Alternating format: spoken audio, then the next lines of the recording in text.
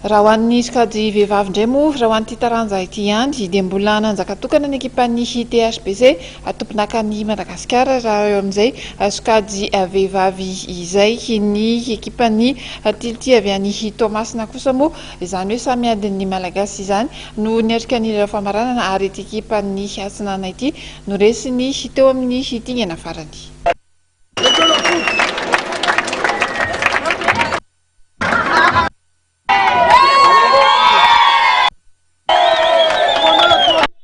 Tsy mbola misy mahatoatra loatra eto ny ekipa vehivavy Madagasikara eo amin'ny taranja handball eo to amin'ny faritry ny ranomasimbe Indiana.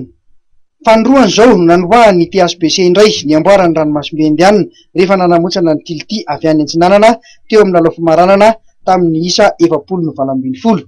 Telo no mpifaninana ho an'ny zazavavy tamin'ity fiadina ny amboarany CCCO ity dia ny tilty avy Antsinanana, ny THBC avy eto Analamanga ary ny ekipan'ny FC Strom avy atsy amin'ny nosy Seychelles.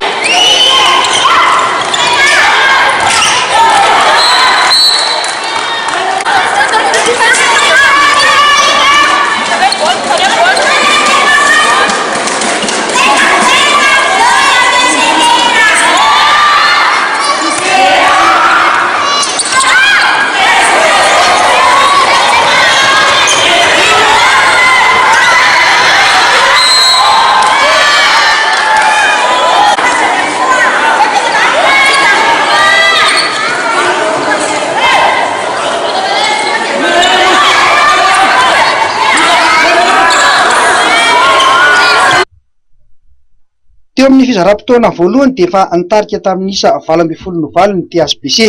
Iry zareo Seychelles kosa no laharana fahatelo tamin'ity fiadina ny amboarany ranomasimbe Indiana ity. Ny nosy Maurice indray no andray ny fifaninanana amin'ny taona 2024.